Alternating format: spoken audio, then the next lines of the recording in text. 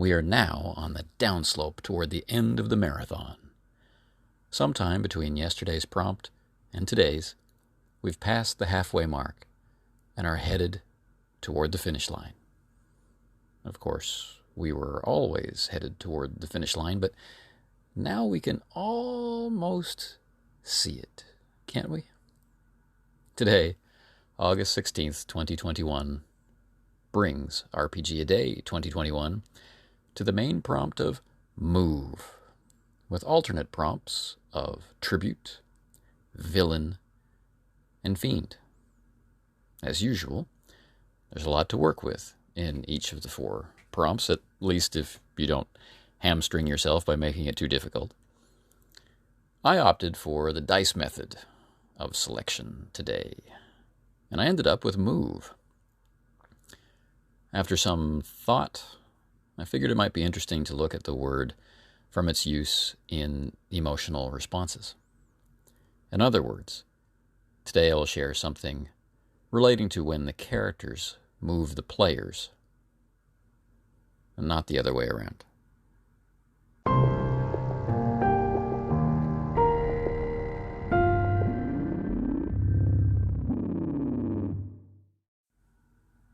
Before we get into the main part of this podcast, I guess I wanted to say that I think that I'm quite glad that the dice gave me the prompt Move today, although Tribute would have perhaps been absolutely perfect.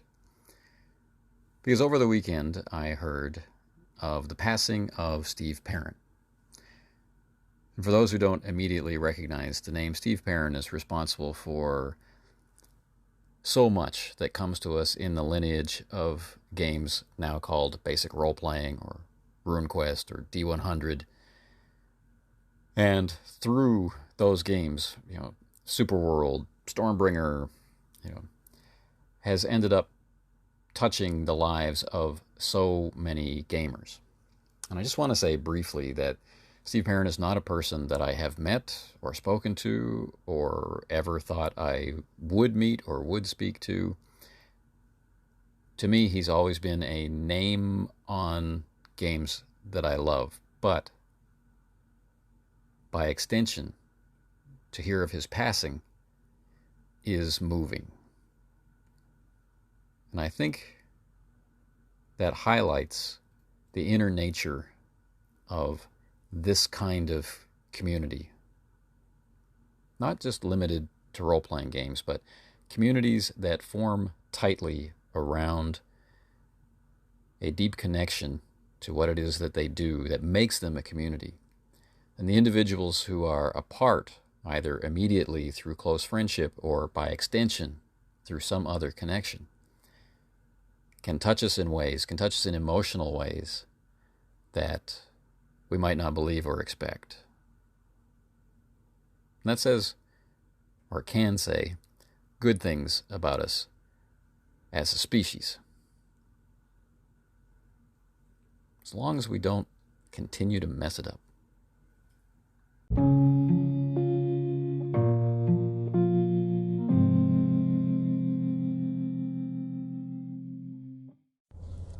I'd like to apologize in advance for any decrease in the already suspect audio quality of this podcast, as I'm recording this episode in my car in line for government-mandated COVID-19 testing for all workers in Korea. So I'm about 25 cars back. Anyway, context. There may be odd interruptions or pauses as I'm required or asked to move. Anyway, let's get down to it. In this year's RPG A Day, the prompts have really been bringing me back to mentions of my preference for play that is rooted on the character level. And if that expression, on the character level, doesn't resonate with you or doesn't make sense with you, feel free to approach me in the comments. I'll be happy to talk about it, probably at greater length than you might enjoy. But, to put it in other words, I have a preference for play that focuses on what the characters are experiencing, with player decision-making focusing on what the character would do in each situation if that situation and they themselves were real, with those decisions drawn from a place of immediacy, closeness, and connection to the character. This sort of play comes naturally to a lot of gamers, and over time, and with choice, it can be developed to extend beyond the typical notion of casting your own personality into the situations of play wrapped up in the statistical models of the game's system. In time, with interest and awareness, it can develop into the adoption of a character with personality traits and perspectives which differ to small or large degree from one's own.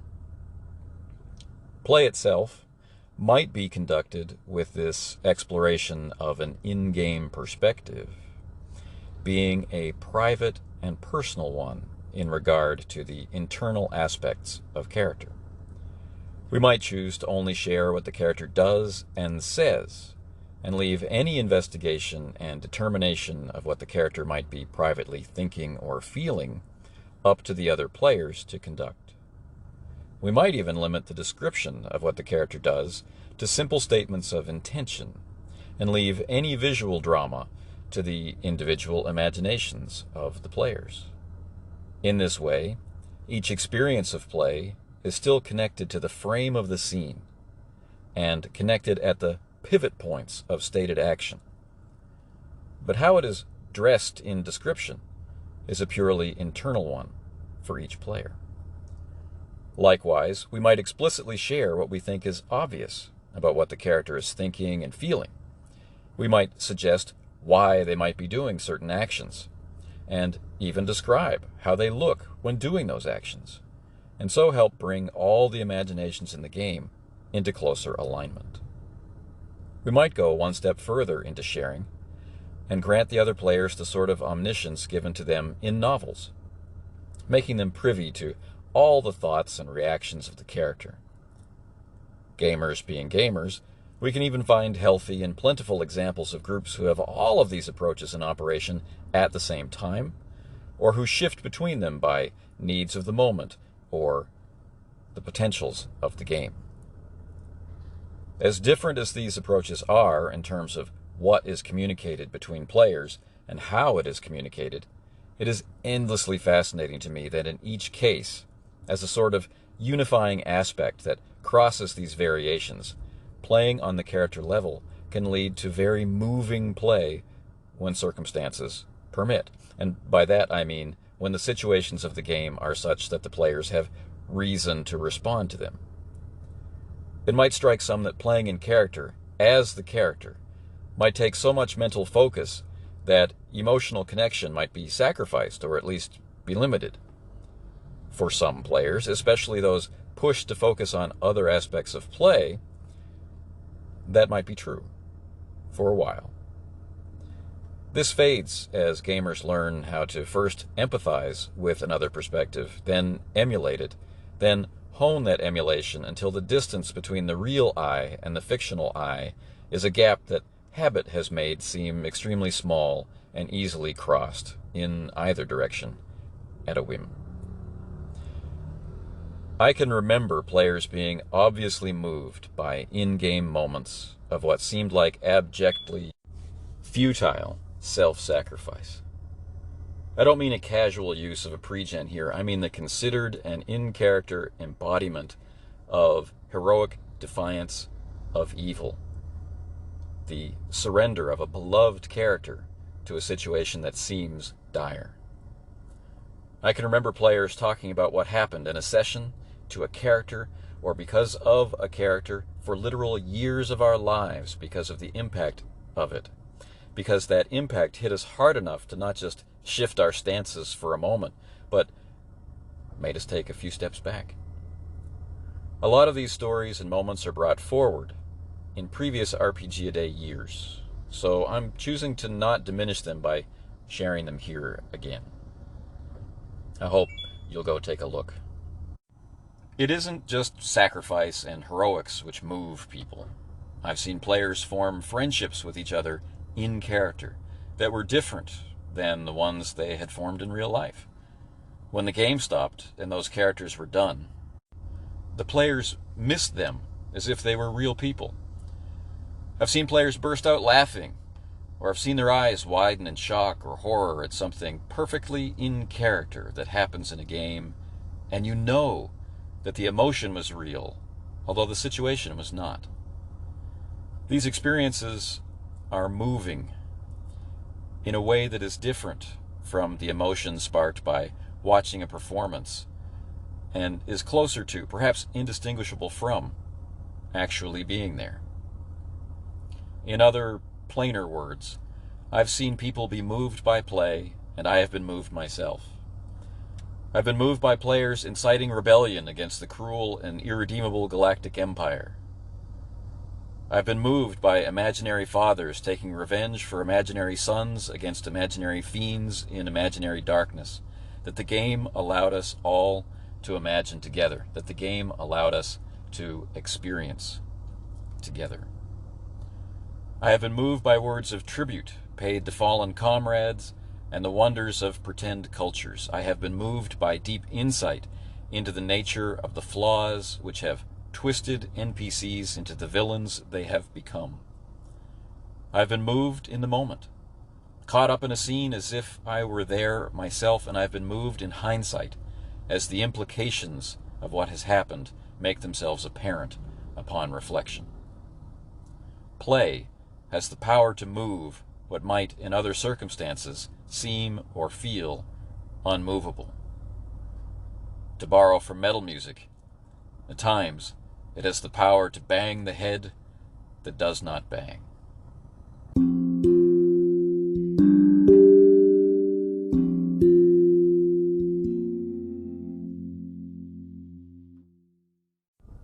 Tomorrow's prompts are trap, crime, nemesis, and found.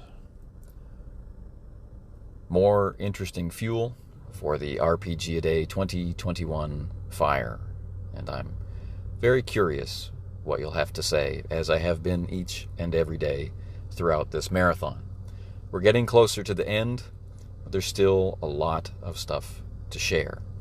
So please remember, if you see a post out there that resonates with you, that you like, that you think is a good one, share it.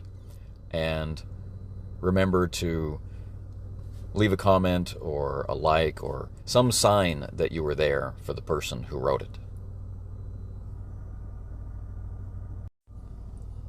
The example of play included today comes from our exploration of a game called Circle of Hands. And this was a particularly moving one. Watch it.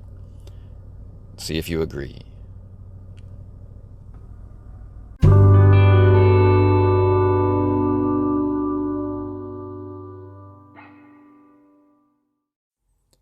You have been listening to the Casting Shadows podcast, which is an extension of the Casting Shadows blog and Casting Shadows on YouTube. The blog can be found at castingshadowsblog.com, and on YouTube we're found under the name of Runeslinger. This month of August 2021 is the 8th anniversary of starting RPG-A-Day. RPG-A-Day is an exercise in positivity, talking about one idea about RPGs positively every day for each of the days of August. If you stumble across an RPG-A-Day post that you like, or if you've written one that you like, please share it. Hashtag it RPG-A-Day 2021. Follow the hashtag and read other people's comments on the same set of prompts. If you like what they're doing, let them know. If you really like what they're doing, share it. Keep in mind always that this is about talking positively about the hobby. We can talk trash anytime. Take care.